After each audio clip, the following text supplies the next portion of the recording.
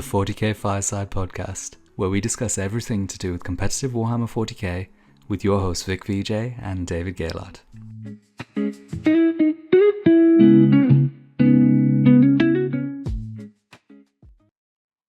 Okay, hello everyone. Welcome back to another episode of 40K Fireside. This is just me on this one. Dave is doing a mirrored kind of video of this on the guard reveals, but I'm going to be focusing on the Aeldari reveals from WCW. This is awesome. I'm super excited, and you will see my hype grow as this video goes on because there's been some incredible reveals for the Aeldari in this latest reveal. And I'm very excited to talk about the kind of potential designs that may be going into the new Aeldari Codex. Eldar and Guard are both getting new codexes pretty shortly. Sounds like they're the next codexes, and that's great because I'm ideally trying to be an Eldar player whenever I can, and Dave is a phenomenal Guard player as well. So this is going to be my overlook on the reveals, and then as we get more concrete information, the plan is to put some more videos on the membership side. So guys, definitely check out the membership side if you are interested in getting more of a deep dive into stuff. But I'm definitely going to keep providing for you in these videos as well. So let's kind of jump into it and see exactly what we got. So we've got a whole host of units here. Actually, if I go back to the front screen, I cannot help but admire how beautiful these new Phoenix Lords are, especially this one right here. But we'll get to that. We'll get to that. So the first reveal thing was the Fire Dragons and Fuegan. Fuegan, his reveal had already happened because there was some leaks online, so Warhammer community were forced into revealing a little bit more about him. But his model is gorgeous. Um, the aesthetic is really good on these Phoenix Lords. I mean, Morgan Ra was incredible. Janezar was good. Maybe the styling was a little bit awkward. Fuegan, I think they hit the balance perfectly here. There's that kind of delicateness to the design. At the same time, there's a bit of lethality to it. And it looks very alien. Even though they're very humanoid in design, there's something a little bit alien about the whole kind of physique of these models. And I think they've captured it beautifully. Fuegan had his leaks with the box showing the weapon profiles, and the one interesting highlight from that was that his weapons have now gained assault, which I think is quite interesting. The Fire Dragons having assault and him not having assault made it a little bit awkward sometimes to join the two together, but this should definitely make it a lot easier. The Fire Dragons were also revealed. So I'm so excited by that because I thought, okay, Fuegan's been revealed. Maybe that means that there's no Fire Dragons because they didn't come together, but we've got new Fire Dragon models, along with some really interesting comments on what they can do. Now, the big highlight I noticed in the Warhammer reveal stream was that they mentioned that Fire Dragons will be getting Eradicator style rerolls. Now, Eradicators get reroll hits, wounds, and damage versus monsters and vehicles. I think that is massive if Fire Dragons get that. If you imagine that already layered onto their current rule set, it makes them from a unit that requires so much support to end up with something that is actually pretty swingy, changing into a unit that has lethality into the targets it's good against, which is amazing. So I'm really looking forward to Fire Dragons maybe being really good. Whether or not Fuegan gets attached to it, awesome. I would be really happy if Fuegan was still competitive and maybe he got a little mix up of his rules. Currently, Fuegan's taken very much as a single model, or I like taking him with five Fire Dragons, but that gets a bit pricey. To make best use of his ability to get back up. I would like to see the get back up dropped and for Fuegan to have some more interesting rules with that, but we'll see. We've just got to hope. The Warhammer stream also mentioned that Fire Dragons have the option now of taking Flamers instead of Melter. That's really interesting. I'm not completely sure how lore appropriate that is, because Fire Dragons are really aimed at kind of killing vehicles and monsters. They have this kind of ability to know the weak points of vehicles. That's the lore anyway. But them running with Flamers is a very different role. Now the question mark is, what's the AP going to be on that? What is the range? I mean, it's probably going to be 12 inches of range. What's the AP going to be on it? What's the strength going to be on it? Maybe, if it gets an extra rule, maybe the Exarch one has dev wounds or something, that could really sink in well with the kind of Eradicator style rerolls. So that's exciting. We'll see how good they are, but there's a good chance with those rerolls they become a real premium anti-big stuff unit for Eldar. They also mentioned that the Exarch gets to take a Fire Axe. What more could you want? So let's see. Does he get the fire axe? What does he hold in his other hand? Is it going to be one of the big guns like Fuegan, or does he get like a melter pistol or something like that? But fire axe, devastating melee. Then we had a little mention about swooping hawks. Now, the actual swooping hawk models, which is the models on the left here, are gorgeous. That is so much better than the old models. And I already thought the old models were brilliant.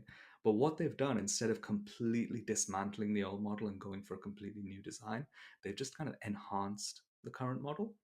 And they put everyone onto a tactical rock, which is genius. Much better than the little stands that Seraphim, Zephyrim, Jump Pack units, and Scepters all have. The tactical rock means that they look quite dynamic, but they're off the ground. That was a big problem with the old models. Them being on the ground made it look like they weren't even really flying. But this looks dynamic and they're flying. Love it. Um, Battle model looks great. I think it's very, very cool. I have a personal love for the old Battle model, and there's something about the helmet guard here which looks a little awkward, but I think that model is one head swap away from being insanely stunning. Or maybe you guys love it already. Fine. I think that is in the top tier of models still, because all Eldar models are top tier models. um, Baroth now has a rule, which they mentioned, which allows Swooping Hawks to go into reserves. That's how they quoted it, which is kind of interesting because Swooping Hawks currently already go into reserves by themselves. That means that Swooping Hawks are losing that ability. It's got to be. How it exactly works, hard to tell, but it sounds like the Swooping Hawks have now gained the ability to use their grenades in a different way. The way they mentioned it was when you fly over an enemy unit, you can drop grenades. That's very akin to the previous edition where they used to do that. It'd be very interesting if they can also throw grenades, because if they can do the flyover mortals and then throw grenades for even more mortals, that makes them a real unit for solving problems. I'd be very interested with that. I would also love it if they could do that while falling back. We probably won't get that though. Las Blaster sounds like it's exactly the same as before, the way they mentioned the profile. But what was interesting, the Exarch, who's at the top of the slide here, has a sun pistol and a power weapon. What is a sun pistol? If we look at the Wraith Knight, it's kind of like somewhere in the range of just a powerful weapon, not like a particular anti anything, just a bit of an anti everything powerful weapon. So it'll be very interesting to see what the damage strength is on that, and it's bound to have high AP if it's got sun in the name. Right? Perfect. So that is the Swooping Hawks. We then move on to the Warp Spiders. Now, Lycus is the best model I have seen in a long time in terms of design. That is an insanely gorgeous model, and I'm so happy that Warp Spiders have got a Phoenix Lord. How amazing is that? There's a little gap there, and we've all accepted. Oh, there must be no Phoenix Lord. There is a Phoenix Lord, and he looks incredible. Um, they revealed just a little bit of the rules. They didn't give us any of his weapon profiles or anything. They said that his sword cuts through reality. It's probably going to be AP 2 damage, but it cuts through reality. And he has a special ability that allows Warp Spiders to charge after Flicker Jump. And they've confirmed that Flicker Jump is remaining as a 24-inch move. So your Warp Spiders are still going to be incredibly mobile. But now, with the option of also charging afterwards, that opens up a lot of tactical plays. And in my head, I can imagine that becoming more and more powerful as the game goes on, and gives the unit some versatility. I mean, I'll discuss at the end a little bit more about, Aeldari at the moment and where hopefully they transition to be a bit more effective in the meta. But the ability to be versatile and successful at the role they're trying to do is very important. Now, they mentioned for the Warp Spider Exarch that he can now take 4 Power Blades, which give him 10 attacks. Be very interesting to see if Warp Spiders could be a unit that, say, jumps in and clears 2 to 3 chaff units in exchange for themselves, maybe trading down in points, but actually getting more value for the game and the overall game plan of trying to win. So we'll see exactly what the profiles here, as well as the points cost, is really going to matter on whether this becomes an early game trading piece or it becomes a late game skirmishing piece that goes in, kills a target, plays without getting itself killed, and becomes harder and harder to deal with as the game goes on. But the ability to charge after the flicker jump opens up so many possibilities for what they can do. So I'm very excited, and I hope Lycus is good, and we don't just take loads of warp spiders, because that model is insane, and I need that on my board. The warp spiders, they commented that they still take a risk of mortals when they do their flicker jump. How that exactly works, who knows? Hopefully it's the same as currently, because it's not really that damaging at the moment. You just take the wound on the Exarch, if it happens once per game. And then your Death Spinner is still a flamer, which is great. What the profile is will be interesting. Are we keeping still the AP0 dev wounds, or is it transitioning to like a normal flamer? And then the Exarch's weapons, he has 3 different profiles here. The one with the power blades and the 2 death spinners is really interesting. It looks the same as what we have currently, but a cool model. But then we have one where he's holding a spinneret rifle, and he's got 2 death spinners on there. But those death spinners look quite a bit smaller than the other Exarch's death spinners. So maybe that's a different profile on that one. And then we've got the one where everything gets replaced with power blades, which looks insane as well. And then the actual Warp Spider models, design wise, I think it's good. They've basically kept all the design features of the current Warp Spiders, but given it a little bit more dynamism and made them look a little less chunky. Having those metal models, it's hard to make them look very dynamic, but they've done a great job with these plastic models of retaining the kind of classic look of Warp Spiders. So big win on the Warp Spiders, and Lycus, that is an insanely cool reveal. Next one is Asaman's model. Asaman's model is gorgeous. I don't know if it's mainly the paint job or the model, but it's insane. If you look at the little details on this, they're so cool. Like, there's a lot of straight lines here following the sword, which I always love in models like Tau Crisis battle suits, where the guns follow the kind of crisis suit as it points in a direction. Always makes units look really commanding and powerful. Also, his helmet design is one of the best Eldar helmet designs I've ever seen, because when you look at it, you don't really see this little plume. You just see the helmet, which looks gorgeous. And the face mask on the helmet is so terrifying. Like, you look at it and it's just beautifully designed, but terrifying. I think that is a gorgeous model. And when you look at all the pieces, they come together into something very coherent. This will be a gorgeous model. I think you could probably do conversions of this into your Autarchs, and I think it would look incredible.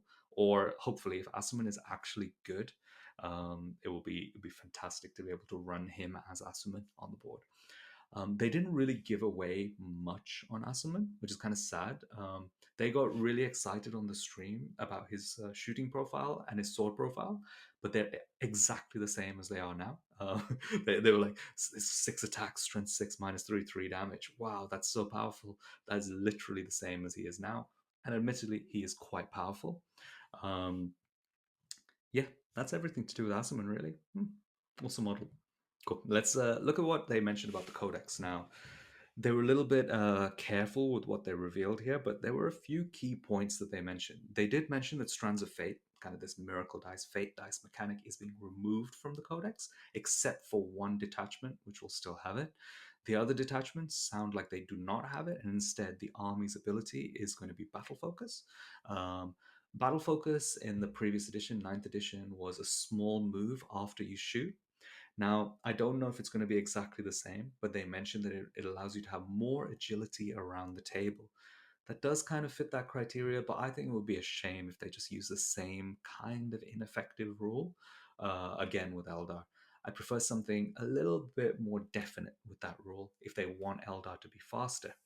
There are a lot of situations where Eldar don't actually feel that fast. You look at armies like Sisters Brings the Flame, which are blisteringly fast. You even look at Guard when they put move, move, move on their units, and they're moving so fast. They feel faster than Eldar do. So I'd love to see more Eldar base movement enhancements via their army ability. Eldar have a real problem in Pariah Nexus that they can't really score secondaries as well as they should be able to, because they really want to be advancing and doing things, which you can't do actions with, and they really kind of want to be using fire and fade mechanics, which will make your actions fail. So hopefully they find a way around that, and I think one of the best solutions is to allow Eldar units to move a little bit faster, but we'll see how exactly that mechanic works. They really didn't give anything away for that.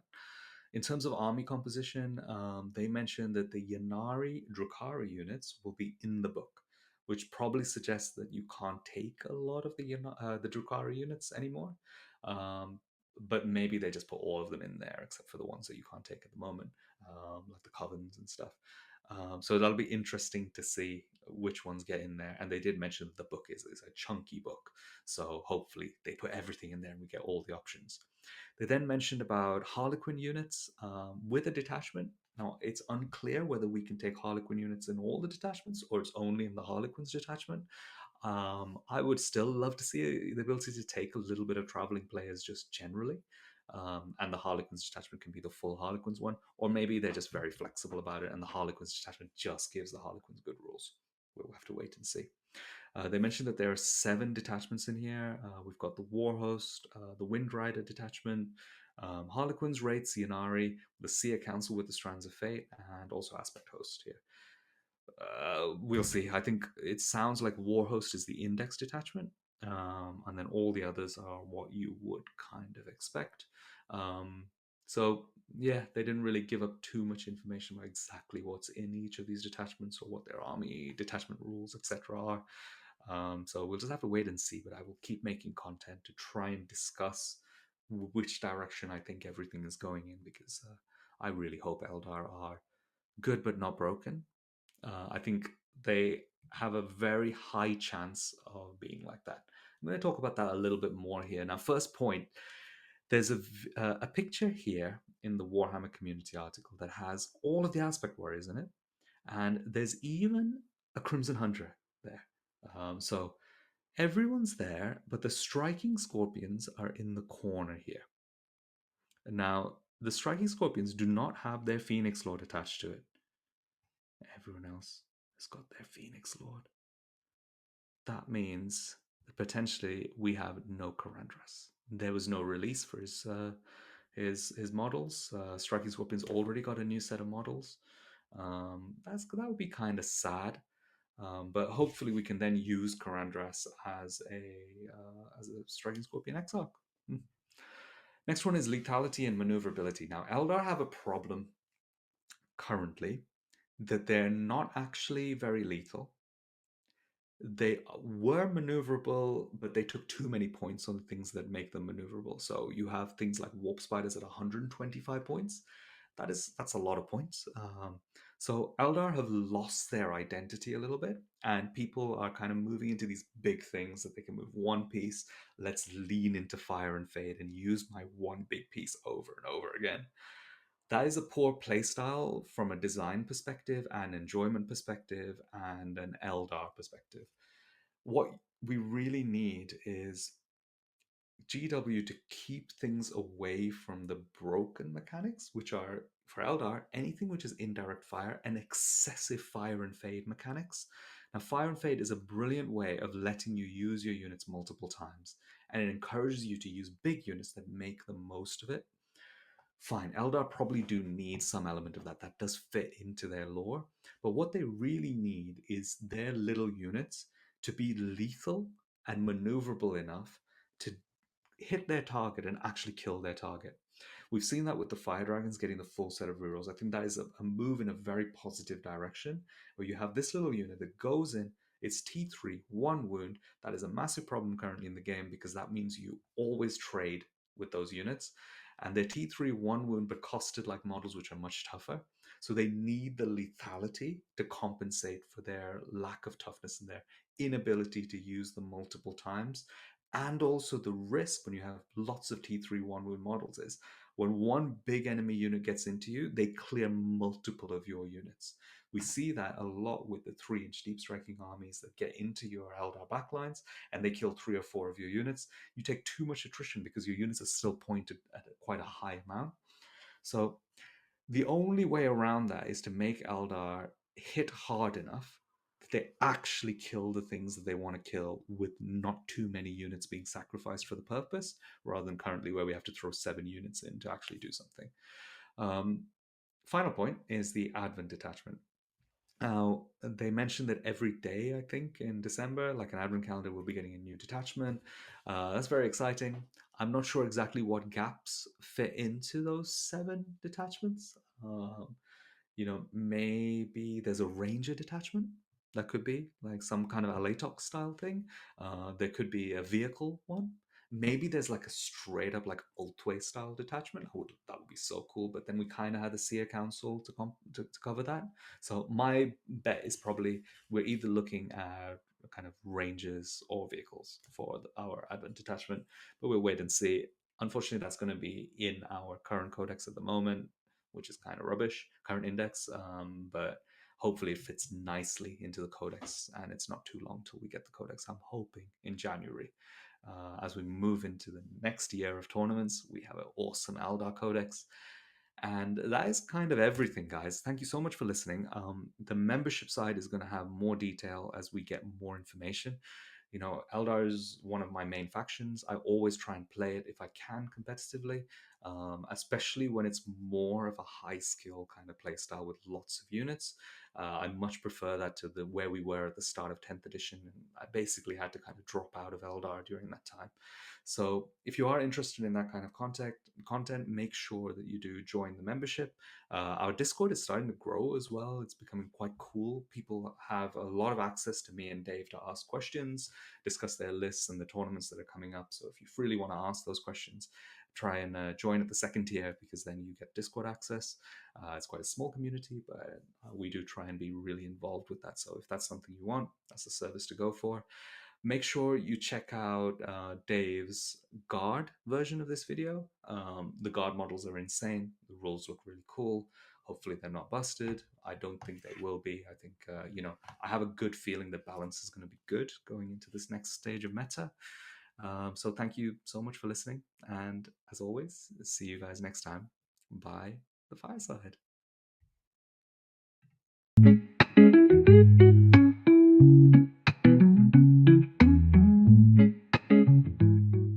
Thank you for listening to the 40K Fireside. Make sure to leave a like, subscribe, drop us a comment, check out the YouTube members area, and we look forward to seeing you again next time by the fireside.